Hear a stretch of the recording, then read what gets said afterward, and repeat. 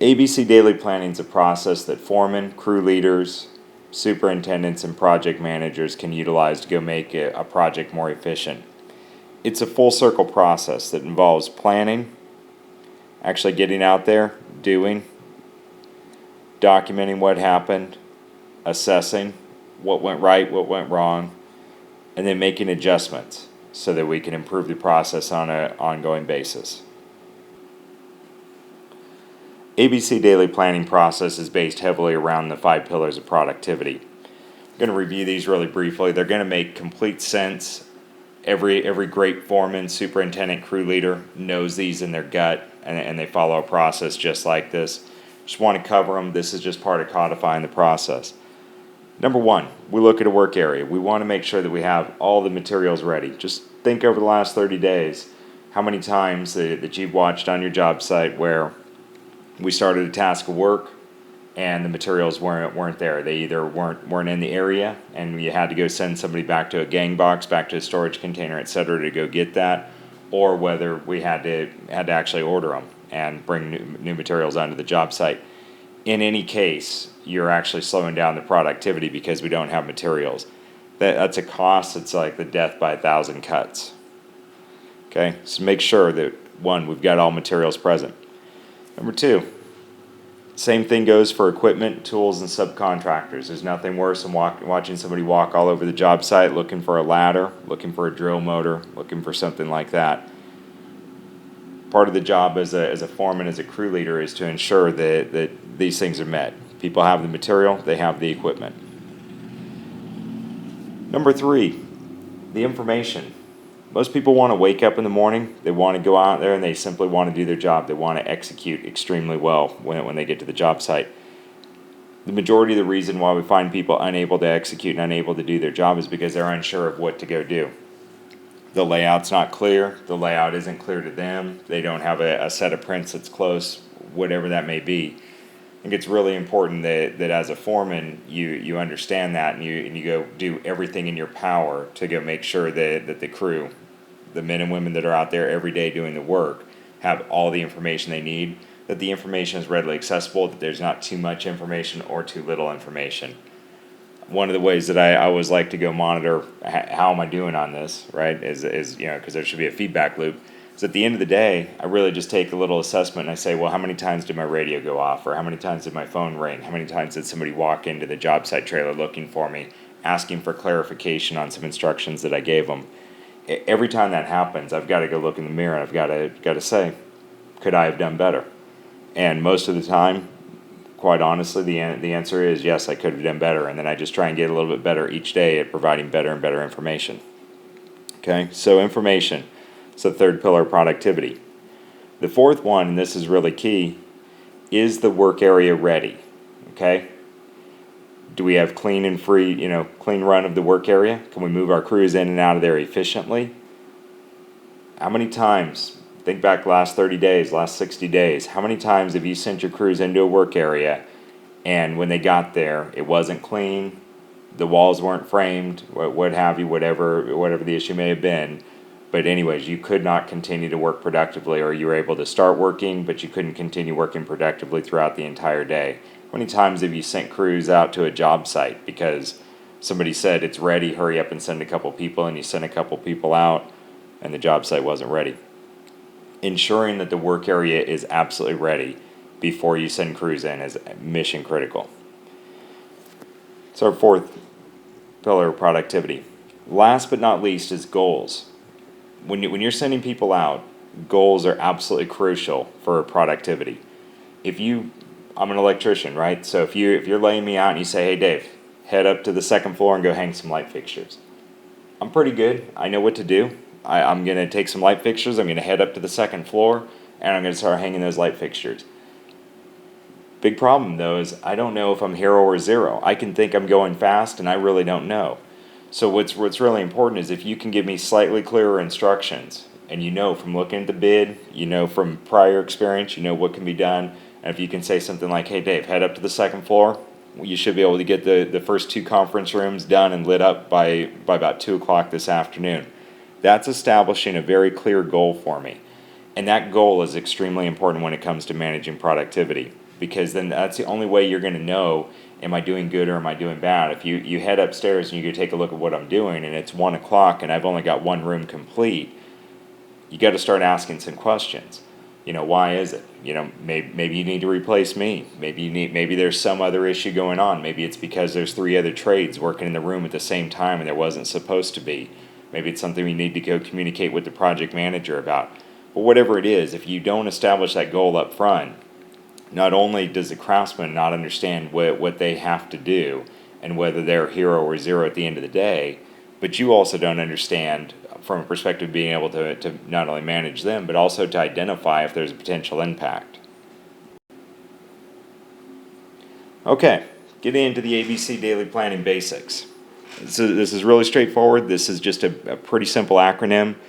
It's short for A, the primary tasks.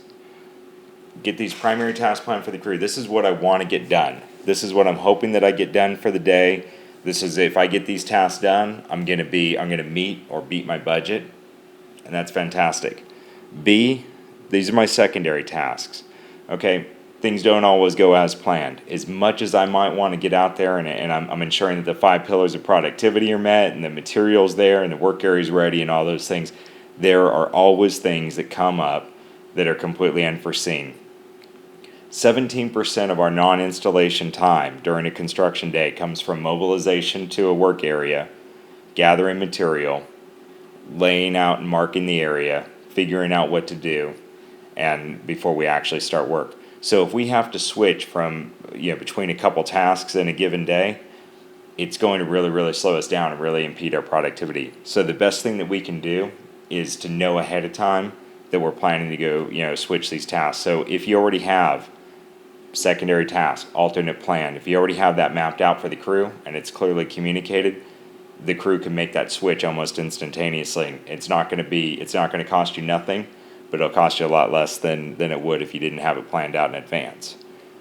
And then C, these are what I like to consider small alternate tasks, things that can be done at any given point in time. Sometimes they're punch list items. Sometimes they're really minor things like on-site prefab, making up some valves, going and cleaning up something, whatever it is that needs to get done. These are really, really small items. And here's how I like to use those to fill things in. The way that I would envision productivity during a day is think about a big jar full of rocks, full of big rocks. So that's your primary task. That's your A's, that's your B's, that's things like that. Well, you still have a lot of room in there. You still got a lot, and you could still put a lot of sand into that jar still. These C tasks, these are all things that are 10 minutes to 15 minutes in length, half an hour at the absolute most, and they're just little things that need to get done. So we can use them for filling in. Here's an example of how I'd go use something like that. Let's say you lay somebody out, you think they've got a full day of work up on the second floor. You walk up to the second floor, it's about 2:30 in the afternoon, and you're just kind of making your rounds, walk by. Looks like they're almost done. They're probably going to finish up about 2:45, just before 3 o'clock. What would typically happen in that instance, gone unchecked, is that the person would finish up. They're naturally, human-wise, just going to slow down a little bit. I know we don't want to think that way, but just it's human nature, right? They're going to slow down just a little bit, and then they're going to kind of ease into finishing out the day. They might spend a little extra time cleaning up and all those good things, also known as lost productivity. There's a saying that if you give a man 6 hours worth of work to do in a day, he'll get it done. And if you give a man 10 hours worth of work to do in a day, he'll also get it done. This is where these C tasks come in. Okay, imagine walking up there now. You've already got these things laid out. Walk up there, you see him. He's doing a great job finishing up. Congratulate him. Hey, Joe, as soon as you're done with this, why don't you head on up to the 3rd floor, finish up these 3 little items for me. Remember that bathroom that we never got back? We couldn't finish up the ceiling fan or the exhaust fan up there. Go ahead and head up there and finish that up. When you're done, just roll up. Okay, so these are all little things that can make a really big difference when it comes to productivity. So ABC Daily Planning is just mentally about laying out each and every one of these, but committing it to writing a little bit. Okay, and then importantly, it's really important to go take a look and remember meeting the 5 pillars of productivity. So once we've laid out these basic tasks, check on everything. Is the material ready? Is the equipment and the tools, are they all available? Are they in good working condition? Is the layout complete? Is the work area ready? Have you communicated these ABCs effectively to the crew? And at the end of the day, this is the proactive part, the planning part. At the end of the day, rather than filling out your normal job log where you start going through and talking about, who was on site, the subcontractors, visitors, so on and so forth, you're basically just moving down this list and you're checking off and saying it's complete, complete, complete, complete, and these three items, they were complete or partially complete, but something got in the way. So that's ABC Daily Planning in a nutshell. Okay, taking it to the next level. Take the ABC planning process, turn it into something that's a little bit more formalized for your organization, for your company. One of the ways that we can do that is creating a form. So it could be similar to the one that's shown on the right here. You can download this from our website. It's embedded in the slides. But this is just a simple form. It's got a place for our primary tasks, our secondary tasks, and our miscellaneous pickup tasks. A, B, C. It's got a place to go put the crew in, who's going to be responsible for it, place to check off, material, equipment, is detailed, information ready, work area ready. At the end of the day, did we complete it? Has it impacted productivity? We've got note section where we can note whether productivity was impacted or not, and we've got an ideas section. Brainstorming with the crew. Are there ways that we can improve productivity going forward? If this is just updated and communicated daily, it makes a huge difference. Should be spot checked. That this is something the superintendent can work with the foreman on, project manager. Everybody should be in communication, checking this, ensuring is it accurate? Are we consistently biting off more than we can chew and being unable to chew it? The tasks that we outlined for the day, if we completed them all, would we actually make budget? Yes or no? This is great feedback for the estimators. This is great for end of the day discussion topic. When you're driving home, talking to the project manager, give it a quick update. Did we get the things done today that we planned to do? Yes or no? What was impacted? Why was it impacted? How are we going to improve productivity in the future? Hyman Rickover was an admiral in the United States Navy. He was in charge of the nuclear program for over 30 years. He's the father of the nuclear Navy. His great quote, absolutely love. He said, "Nothing so sharpens the thought process as writing down one's arguments. Weaknesses overlooked in oral discussion become painfully obvious on the written page." I think that's something that you can really take to heart when it comes to creating a process like this. Is it time consuming to write things down? Yes. Is it kind of frustrating? Sometimes it doesn't make a difference. Yes. Do all great foremen, crew leaders think about things generally in these terms where they have, they know what they primarily want to get done. They know, what they're going to, shift to if it can't happen. They have little small tasks to filler task, etc. Yeah. Every great foreman, every great superintendent that I've ever talked to absolutely does this process in their head. It's not that big of a deal. What's a big deal is at the company level instituting this as a process, and so that every foreman, every crew leader works through this in the same exact way. Okay, we're going to run through just really quickly, overview of the form, how to go utilize the form. Step number 1, usually I like to do this kind of in the afternoon, the day before. Start planning out the tasks. What are the things I want to get done tomorrow? Hopefully this ties to my 3-week schedule. Best if I can define the task in a way that they can be completed within a day. If for instance the task is rough in, don't just say something like rough in. Define it by area so that we can actually accomplish something in a day. This achieves the goal, the 5th pillar of productivity. Second thing that I like to do, let's go through there and assign the crew. Who's going to be responsible? Might be 1 person, 2 people, 3 people, 5 people. I may just want to put the crew leader down there if it's a really large project. If it's a very large project, I'm probably going to have an individual crew leader or foreman responsible for each area filling out their own daily project planner. So this is a simple tool. Adjust it for however you need to utilize it. Next thing that I'm going to do is I'm going to go through for each one of these tasks, and this is just a mental check off, and don't take this lightly. Don't just say, yeah, I'm sure that it's done. Go through there and really take a look at it, each and everything. Is the material all there? Is the equipment there? Is it detailed? Is it really detailed? Is it absolutely clear? Could that second-year apprentice on this project go execute based on that level of detailing that's present? That's what you should really be looking at for your level of detailing. Detailing should be designed so that it cannot be misunderstood, not so that it can be understood. And then go out there, make a walkthrough, check the work area. Is it really ready? Can the crew move in and out of here efficiently? Okay, have I looked at the schedule from the weekly job site meeting? Is anybody else planning to be in this area? If so, do I know about it? Is it reasonable? Is the area clean? If it's not clean, let's go take some pictures right now. Let's go try and get this obstruction. Let's get it moved out of our way.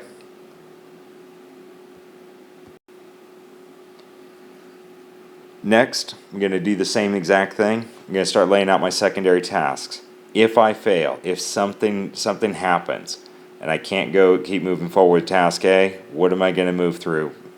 The only thing I'm looking for here is I want to make sure that I have enough work laid out so that if something absolutely catastrophic happens, I can immediately switch the crew over to go work on these things. I want to make sure that, again, with each one of these things, that we have the material available, the equipment, the detailing's ready, and the work area is ready. This is absolutely crucial because so many things come up and happen. You can have everything absolutely planned out, everything can be ready, you can start working, and then you can have a major equipment breakage. You could have another subcontractor show up unexpectedly on site that's absolutely mission critical. Maybe it's a supplier for the sheetrock. Maybe it's their stock in the building. Maybe it's glazing. Maybe it's the ductwork. Who knows what it is? There's all kinds of things that can occur. Rain. There's all kinds of things that can occur that can throw you completely off. And again, these things should pretty much tie to your 3-week schedule, your short interval planning cycle, whatever that looks like. You should have a few punch list things. I like to always keep kind of an ongoing running punch list. It's a separate notebook. For me, I can't read my own writing even very, very well, so I usually end up typing it up, throwing it into Excel. But I like to keep that. That's an ongoing list. Now, some of those things I can't do because there's other trades that we're waiting on, there's answers that we're waiting on, there's RFIs, what have you. But for the things that I can absolutely get done, I want to have enough of those outlined each and every day, 3, 5, 7 of these things outlined depending on the size of the crew, so that if I see anybody finishing up a little bit early as I'm walking along, what I'm always trying to do is just get 1 or 2 more of these things done any given day. It's really, really funny, but contractors work on such a small profit margin, and I never really realized this before when I was in the field, but now it's like I've seen it, I can see how the math works and things like that. We work on such a small profit margin that doing just 1 or 2 extra little tasks in a day can make the difference between profit and loss. So an average contractor works on a 2 to 4% net profit margin.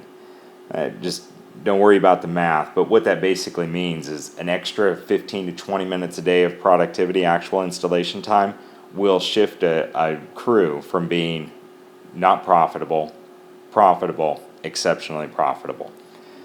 So we had a underground utility contractor, that waterworks contractor, and it was really funny because just by making a minor little change to the crew, so that at the end of the day when they were pouring concrete, when they were pouring their kickers, the superintendent would send over a couple of laborers instead of having a couple men heavy on the pour crew. He'd send them over and have them start prefabbing valves. Just a little bit of earned hours, earned budget on those valves, and that small little piece of on-site prefab would shift the crew from being break even for the day to profitable for the day. Minor nuance, huge deal though. At the end of the day, this is so all those things that I just talked about previously up to this point, steps 1 through 5, that's all done the previous day. That's shared with the crew, that's communicated with the crew probably at the end of the day on the gang box meeting. Now we're on the following day, okay? We've gotten things started, we're moving, we're checking out, we're seeing what's happening. Now we go through here and we start marking off things that are complete, things that got impacted, things that got complete, checked off of our list, okay? And it looks like we had to go move somebody down to actually move to the second floor and start working, and those are the guys that we ended up moving over there.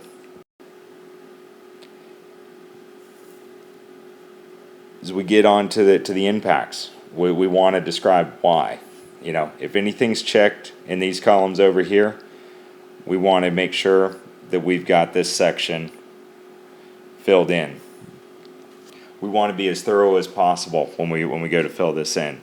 And when I talk about being thorough, think about what thorough means from the standpoint of quantification, because ultimately that's what we've got to do. We've got to say this is what happened and this is how much this cost us. Okay, because ultimately what we want is we want the impact to go away, or B, we want to be compensated for that impact. Well, we can't do that if we don't have an idea of how much this thing actually cost us. So try and think in terms as much as possible, and train yourself, train your crew, train your team to think in terms of what something actually cost. Okay, so for instance, if we ended up having to move the crew from the first floor to the second floor, how many man hours did we lose? From the time that we actually stopped work on the second floor until we actually got back into working on the next floor. Okay, and keep in mind all the kind of unforeseen impacts that would come up from that, right? Because if we stop working in the middle of a task on the first floor and we have to move to the second floor, we had to clean up the material. When we get back to the first floor, right, after this impact's cleared out of the way, after the sheetrockers are done stockpiling the area. I'm not picking on sheetrockers for any particular reason, so I have some really good friends there. But the after we get back to work, let's think about it. Now we've got to figure out where we're at, where we left off, and we've got to pick up and start going again. So we're gonna lose time and money both directions. Really, really important to go make sure that that's documented and communicated, because there's no other way to deal with it. And then finally, this is something that can really benefit you. Now, whether you brainstorm this with just a couple key people on the job, whether you brainstorm with the project manager as you're driving home, the general superintendent, whatever your process is, I think it's really important every day to sit back and take a look at the day and say, okay, what could we have done better? Like I said earlier, one of the things that I always like to take a look at was saying, how many times did somebody have to come and basically ask me to clarify how I laid them out? How many times did somebody walk into my trailer, and which means that they actually had to stop work, walk across the job site. Now they're interrupting me, and I've got to go clarify things. So that's one of those things. Just watching your material storage container. How many times do people walk back and forth? That's a good indicator. Get out there, observe your processes. Are there things that you could have prefabbed maybe a little bit better? Was there any rework going on? Things like that. Getting people talking is the most important thing that you can do. You can't solve a problem until you can identify it, and so you've got to open up the culture. And our culture in construction is a little bit closed, so you got to work really hard to open this up. Do it after work at the gang box. Have a quick gang box wrap up, and during that gang box wrap up, that's when you're laying out what's going to happen the following day, what you're trying to accomplish. Review what you accomplished today, what was impacted, what wasn't, and what could have been better. Just about wrapping up here, daily rhythms absolutely drive productivity. So really try and think about things as a regular rhythm. Don't think about this as a task or paperwork that has to be filled out or anything like that. This is a process. So it doesn't matter if you use this form, it doesn't matter if you use a notebook, it doesn't matter what you use, as long as you have a process. And think about a process kind of like this, and you modify as you see fit, and find your rhythm. That's the most important thing, is to find it and stick to it. Personally, I like to get there early. I like to walk the job about a half an hour, or depending on the size of the job, or more, before the crew actually starts. When I'm looking at that, I want to look and I want to make sure that all the work areas are still ready. I know nothing should have changed since yesterday at 2 o'clock or whenever we last checked this, but I generally like to check. I want to make sure that the material's laid out and everything like that. If the job site allows, if union rules allow and things like that, I might have a material handler or a site logistics person or somebody there that's rolling out material, getting equipment started, getting tools and equipment laid out at this time. Because what I really want is when the craft crew shows up, I want them to be productive first thing. First thing in the morning. I think about it like a bell ringing, like start time, like you're in school. unless there's something else that's pressing, like a stretch and flex requirement or safety meetings in the morning, or what have you, whatever your other daily morning processes are, immediately thereafter, as a foreman, as a crew leader, you should be on the job site, walking the job and ensuring that the work tasks get started efficiently, they're started on time. What I'm really looking for at this point in time is I want to know that my first production unit is in place within minutes after the starting bell, right? I want to know that first scoop of dirt came out of the ground within 5 minutes after starting time. I want to know that first light fixture got installed in the ceiling within a few minutes of start time. I want to know that first stick of conduit got installed, that first pipe got soldered, etc. I think it's really important to focus on that. If I had to say, that's my first morning metric. How fast did we actually truly start production? After lunch, like to walk the job, see how things are going. Are we having problems? Obviously, there's problems that are going to come up. What can we do? Assign our C-level punch task list items. Early afternoon, after I've walked the job, solved any of those necessary things, this is when I start planning for the following day. And I want to start making sure, this is when I kind of start that rhythm of ensuring that things are ready, that I'm getting material and tools ready for the following day, making sure that everything's in place. Cleanup time, I want to be there. I want to ensure that the cleanup time doesn't start too early. I want to ensure that the cleanup gets done effectively. If I've got security issues or things like that, I want to make sure that that's happening. If the job site warrants it and I've got somebody that can handle those site logistics, that's their responsibility and they're going to be taking care of it. As a foreman, what my responsibility is I want to be meeting with my crew and I want to start running down the list and getting their feedback. What happened, what went right, what went wrong, what was completed, what wasn't completed, what do we need to finish up tomorrow, what do we need to get back to, about how long do we think it's going to take, because I'm going to make some adjustments to my plan while I'm there. What was impacted productivity wise? If we didn't complete everything that we expected to complete, why? Were we biting off more than we could chew? Was the estimate incorrect? Did the job site conditions vary? Is this something we've got to talk about? And then this is also where I'm going to go communicate what I'm thinking for the next day. In the ideal situation, the crew, when they walk through the door tomorrow morning, they know exactly what they were going to go do. Because I want to get back to this first metric, first thing in the morning, that metric should be getting production started. So I don't want people wondering what they're going to do the next morning.